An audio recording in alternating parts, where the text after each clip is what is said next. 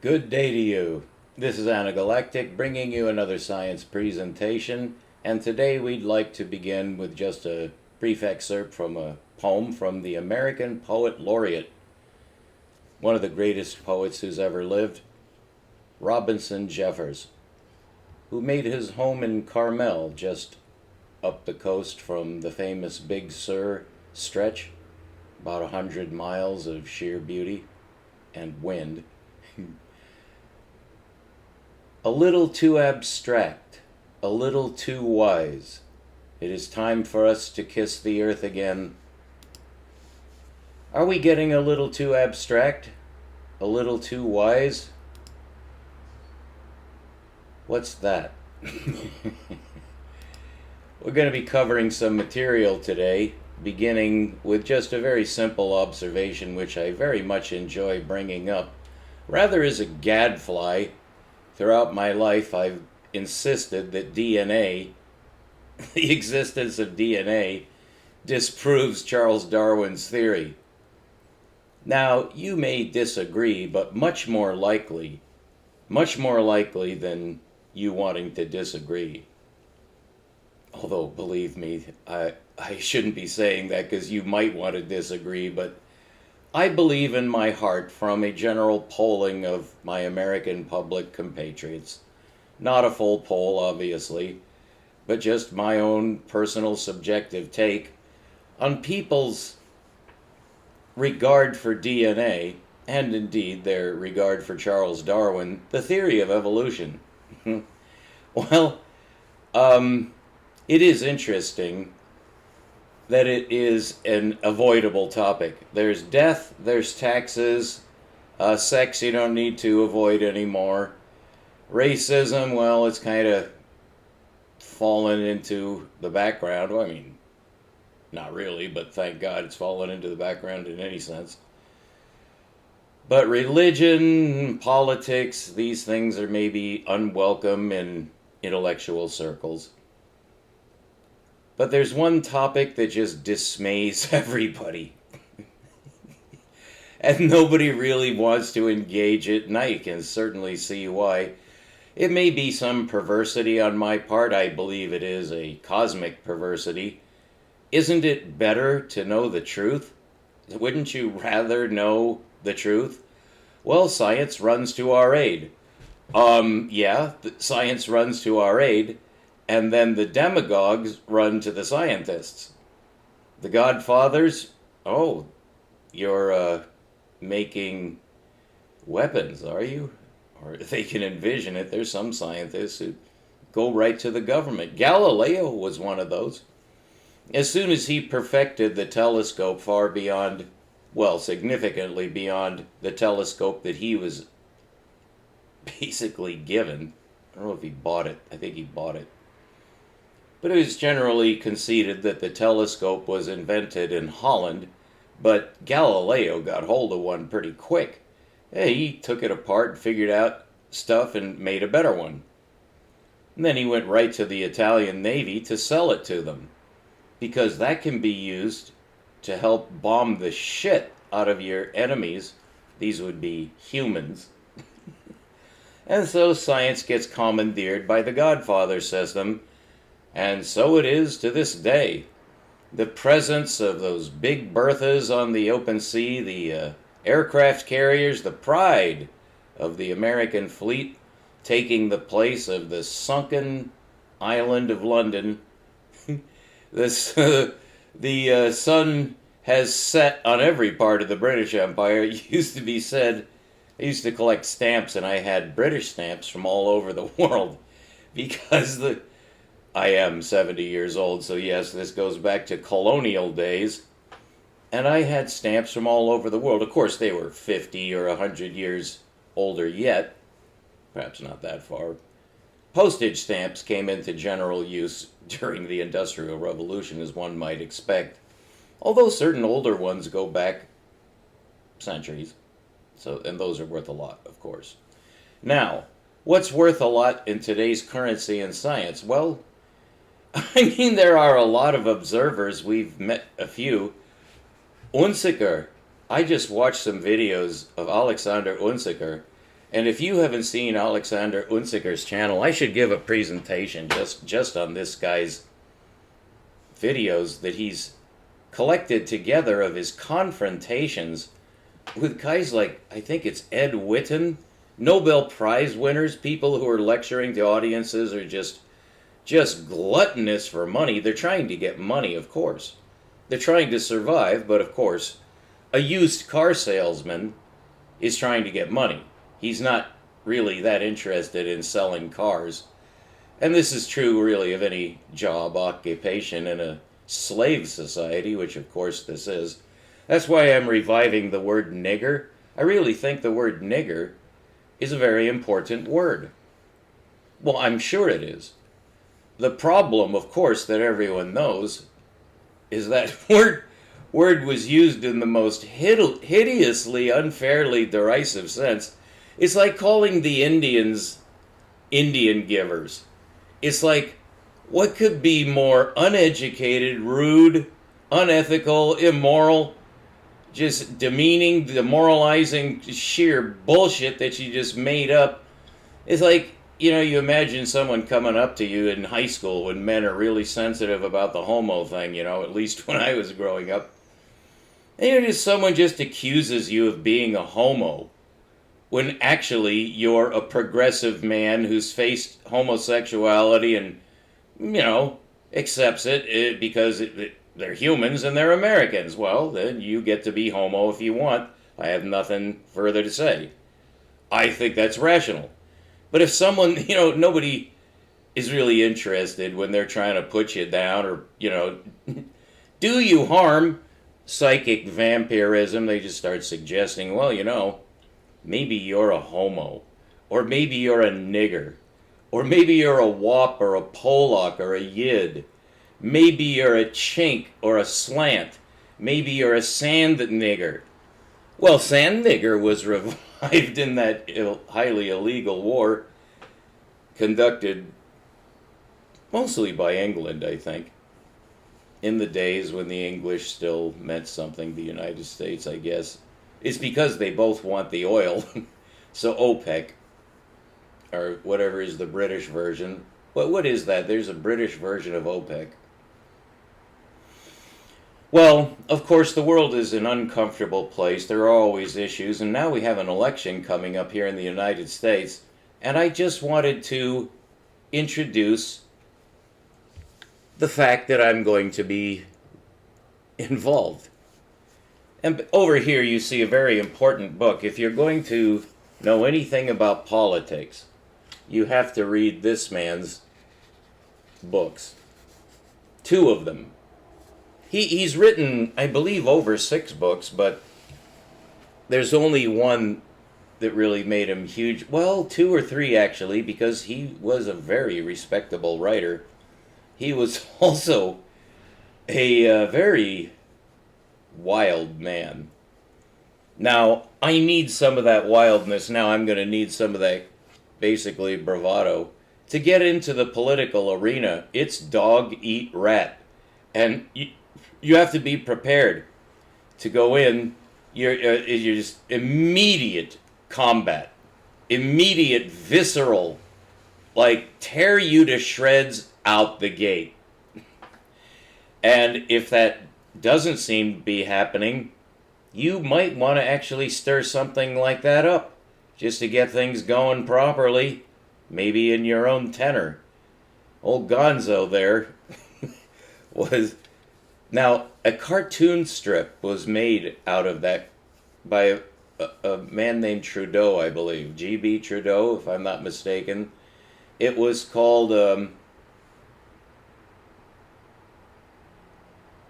Well, G.B. Trudeau had a syndicated column, Doonesbury.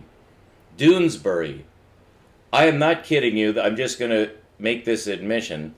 I read Doonesbury for years, never understanding it, and I thought it was interesting because I really didn't understand what was going on. It was unlike any other cartoon strip, like Peanuts or some single frame thing like, oh, the immortal, oh my God, Gary Larson. Oh my God, Far Side? Sheer genius.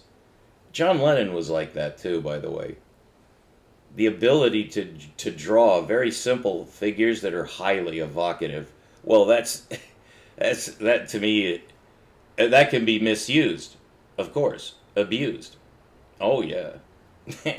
Well, we're not going to go into that. So was Hunter S. Thompson an abusive man? He certain the fuckly was. He was about as abusive as a man could get and still stay in his skin, alive, unharmed. Although he got harmed a lot. Totally unafraid of death. Which is a remarkable trait.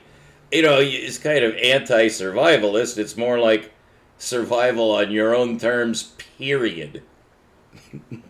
Well, you know, maybe a man like me, more or less a pussycat. I wouldn't harm a fly. I actually catch and release flies. I apologize to the ants when I have to squash them. I release hornets. I'll wait and release anything that's flying around in my house. I'll try to get it out. I'll get a glass jar and get it out. I'm very sad if, like, I see a praying mantis that just sits there for 3 weeks getting weaker and weaker. That happened. You know, I get very emotional about that because I respect life. Well, in politics, you got to get that out of your system, man. No respect for life whatsoever in politics. No, you're out to kick some fucking ass. You're tired of just venting. This is the chance to actually start something. Get something moving. Really kick some shins. Just stomp some feet. Of course, all this is metaphorical, but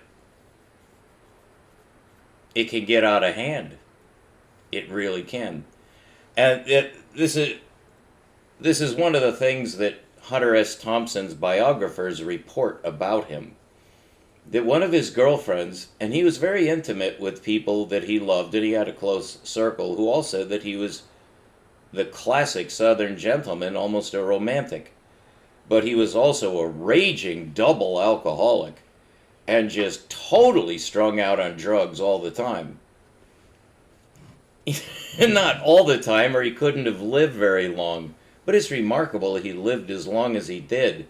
But one of his girlfriends, who was very articulate in her presentation of what Hunter was like, because she was being interviewed for this information, she said that Hunter only cried twice that she ever heard about.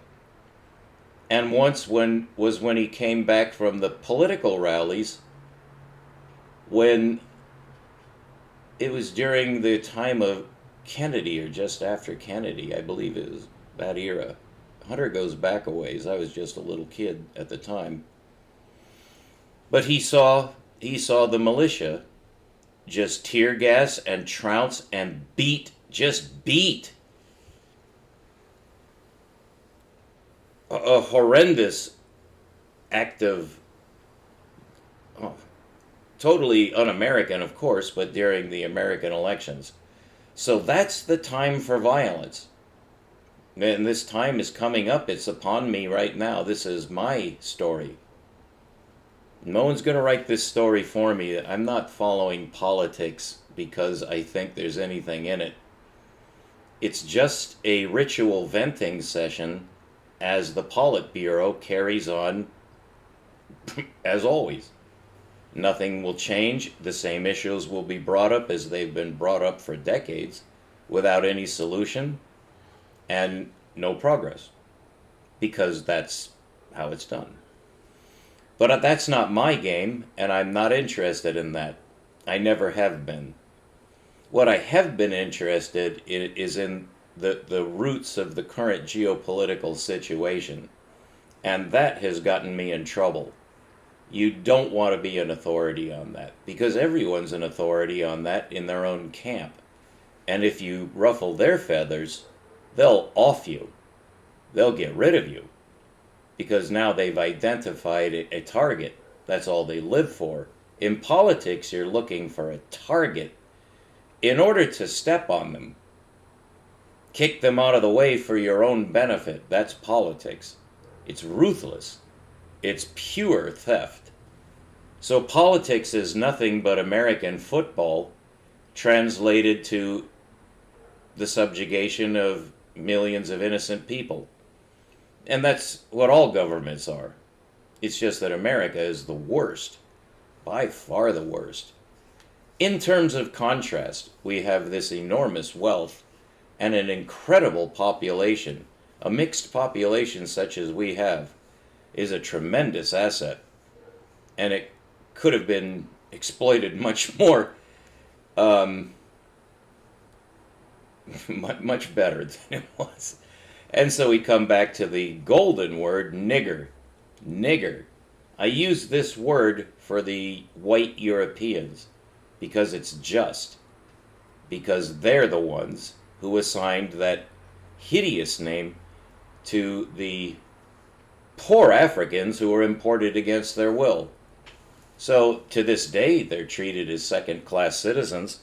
Of course, it's gotten much better, and this is pointed out by political analysts. Oh, things get better. Do they?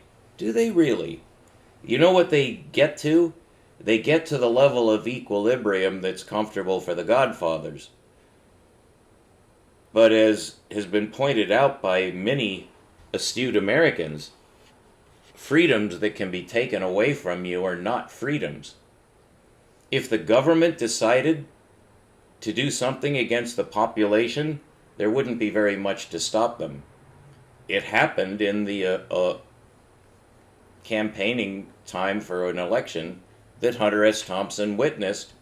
Perfectly innocent people were just beaten to death by the militia. Hundreds of them. Gassed. That's never supposed to happen in this country, ever.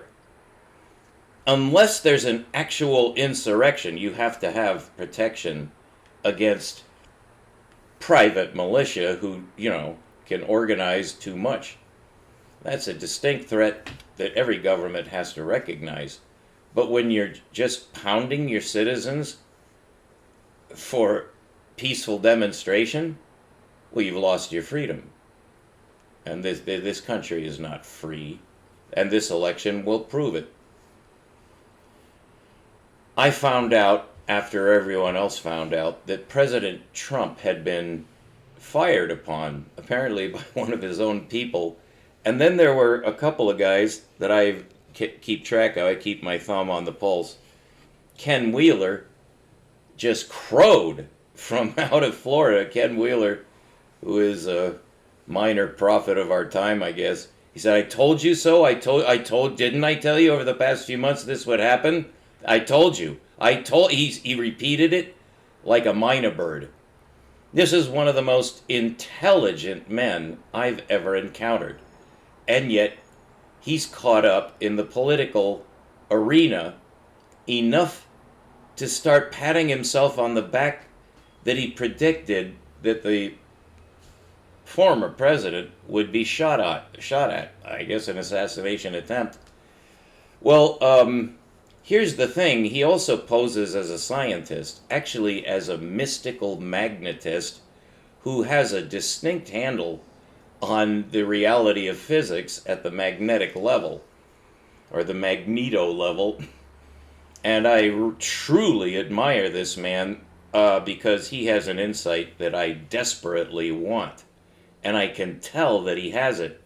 But there's a communication gap because he's practically a parapsychic polymath, verbally dyslexic in some way. It's very complicated. He talks almost like a machine. But I mean that actually as a compliment. His speech pattern is so organized and structured. He reminds me of George Carlin, who is a master of the English language, and I can think of several other examples. But Ken Wheeler suffers from a severe disability in his ability to communicate. And I believe I've narrowed it down because I don't accept that. I don't believe in my own... I'm not a doctor. I am not a psychologist. Who am I to say something like that? I'm just giving you my subjective impression of him. But that has evolved. And I'm starting to come to the conclusion, because I like this man and respect him, so I'm not putting him down. In fact, I'm giving him an extraordinary compliment on his own terms, because he himself does not like to be called intelligent, because he knows that that's not the key to wisdom. And he believes that he's in pursuit of wisdom. Now, when you say that, it means you've achieved wisdom, or you wouldn't know the difference. And I believe that he has. And the problem he faces is that he's completely viscerally serious about sharing his insights. But then, in order to share the insight that he has, I'll just say it singularly as an abstract thing, he's forced to take the role of a Zen master and give the student koans, because what he sees is virtually incommunicable. Now, that's contrary to the principles of science. So there's a communication gap. And I don't think that it's his disability. I believe that it's his enthusiasm that has compelled him. I'll say he's made decisions. It's not like he's under compulsion.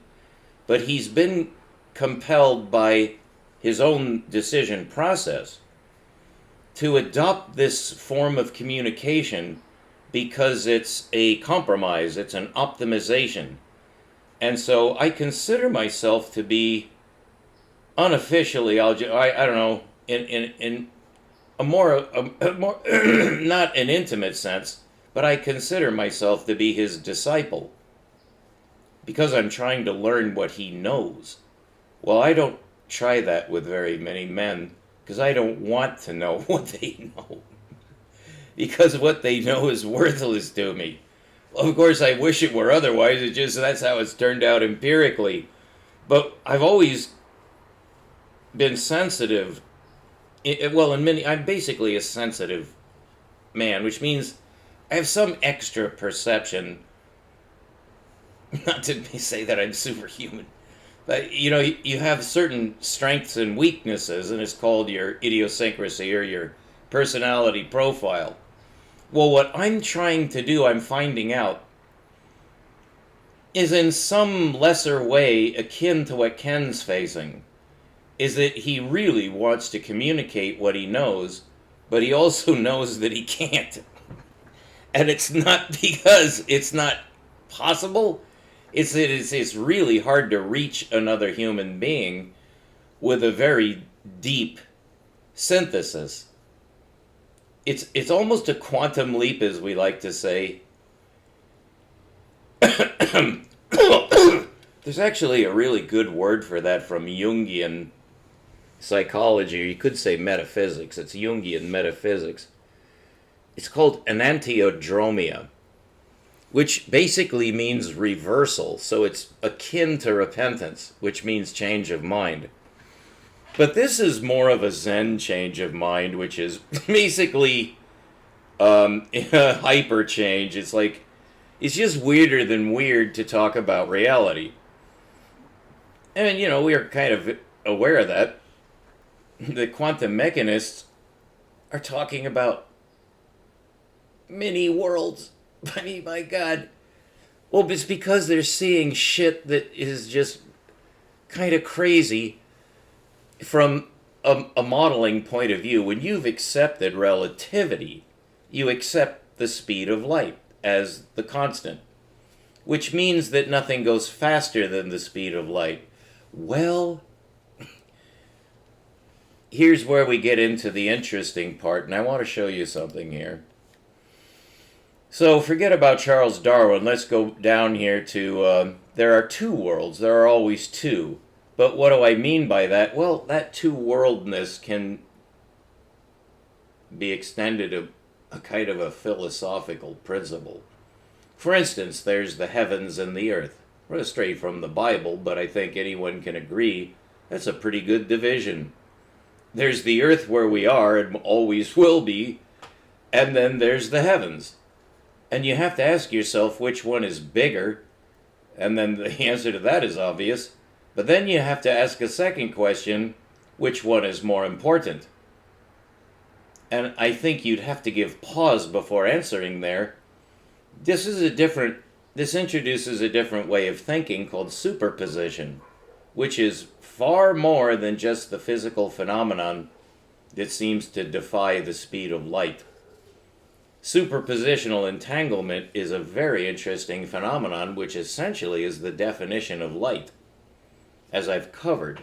Now, going down here, I'm basically saying in these little blurbs here that we have a huge heavens above us. The untouchable realm of the cumuli is a reference to what's beyond the nebulae, which was Edwin Powell Hubble's term for the galaxies. So he wrote a book called The Realm of the Nebulae. I wrote a book called The Realm of the Cumuli, which are the clusters of galaxies. Now, moving right along here, we have Hawking's hair. It wasn't Hawking who invented the term hair for a supermassive black hole, that the black hole has hair. That refers to information. But the Black Panther's hairball is my invention. I call the supermassive black hole a panther because I hate the term supermassive black hole. But the panther has stages, and the so-called supermassive black hole is considered to be a hole. It's basically a hole in space-time. Well, of course, that's literally psychotic. That is ridiculous. So what is it really? Only I know that, so far. Now, the proton contains energy. We know that because it generates a force field. But when protons are collapsed into supermassive formation, that harmonic seems to be gone. It's not gone. Those things that are called black holes are one of two things, and can only be one of two phenomena. It's either the remnant of an explosion, or it's an explosion waiting to happen. When that explosion does happen, it's called a quasar. That is the explosion of a black panther. However, that's not actually how I use the term, because the Black Panther is one of three stages in the life of a quasar.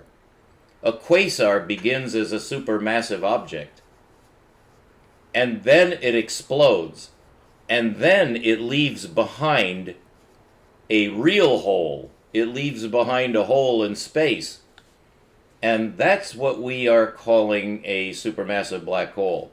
Those things are not at all what science believes they are. Only I know what they really are. Now, from that we come to the pressing question, pardon the pun, what makes gravity? Well, apparently only I know that. It's energy. Well, what makes energy? To determine that, we need the technological advancements that have been acquired in order to probe the subatomic realm. Otherwise, our concept of energy will not be intrinsic. We have to know where energy comes from, in some sense. Now, the calculus is used to derive this sort of thing. But I have a new form of calculus that is the solution to the calculus itself. So I have a humdinger number of contributions to make. Wouldn't you agree? You have to agree, at least from one point of view. I think so. I think I do. That's all that counts.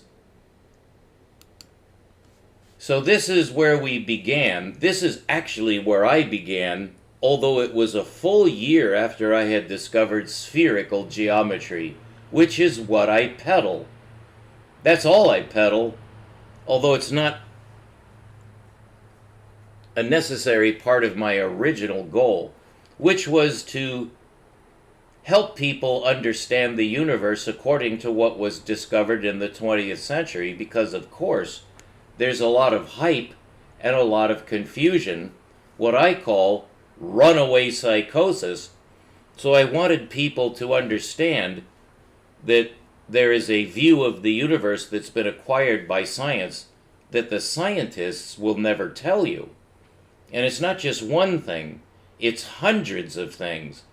And many of these things that they won't tell you are the actual gems. So that goes to philosophy. Well, Ruđer Josip Bošković practiced natural philosophy, which is being revived. I'd like to show you just a little more here about what I just said. Look at this. Ruđer Bošković is down at the bottom of the page here. Physical Science versus Natural Philosophy by Harry Ricker III, actually, is his name. About 4 years ago, looks like. And he's got a whole article on Ruđer Josip Bošković, and what his theme is natural philosophy. Now we have, this is called Huygens optics, and I'm just going to play a little bit of it. The field strength can at times even be almost zero, or actually zero. But even though the field is very low, this is talking about how big is a visible photon. This is highly recommendable viewing. Huygens optics. When I glommed onto this a couple of months ago, I was very much humbled, because my approach to science compared with this guy's, this is a man. Huygens optics represents a single scientist who's kind of like Faraday. He does hands-on experiments. I wanted to show you this. The instruments that he developed himself to do the experiments with light that he wanted to study. So he did it himself and came up with a fantastic and well worth understanding conclusion about the size of a photon. This guy is from Czechia, which used to be called Czechoslovakia, and I know that from my stamp collecting days. And he's talking about Lorentz contraction. Is length contraction real? Well, you know that length contraction is postulated in a certain interpretation, a mathematical interpretation of relativity. So it has to do with equations. And this guy is actually a pro. And so he can explain the twins paradox in a way that you've never really heard before.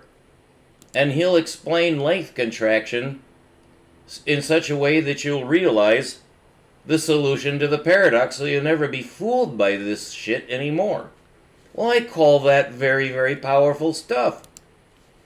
Here's our Robinson Jeffers, whom I claim, rightly so, because I'm the Nobel Prize Committee, self-appointed, and goddamn anyone who doesn't agree, Robinson Jeffers is basically the only poet that America ever produced in his class, which is far beyond any other class, including Gary Snyder.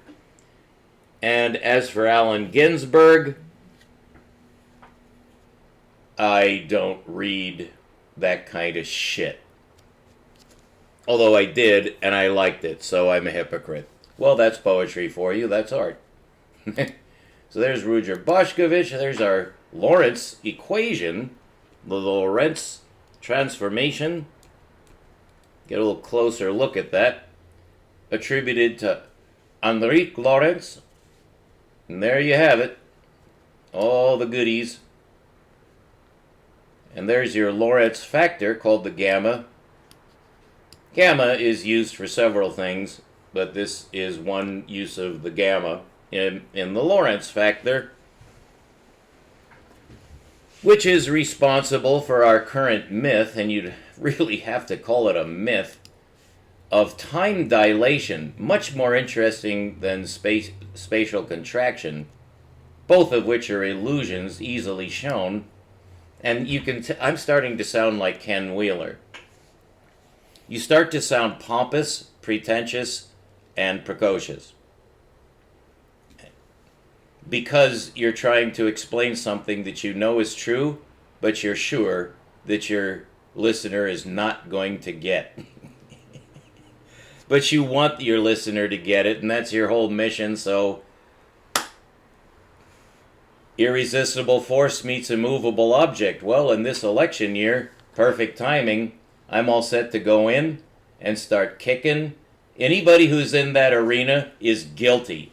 And so there's no such thing as innocence. And when I go after you, it's as if I'm going after the emperor to slay him. Anything you say, I will hold against you. I've already held it against you before you open your mouth. And if you don't listen to me, then you're a frickin' hypocrite. And I will tear you a new one in front of your listeners. Until you listen to me. So this is Anagalactic bringing you the secrets of the universe. Starting to get rowdy. This is my new muse. Sorry, Hunter. I don't really like Hunter as a man, although I see that he has both sides in balance.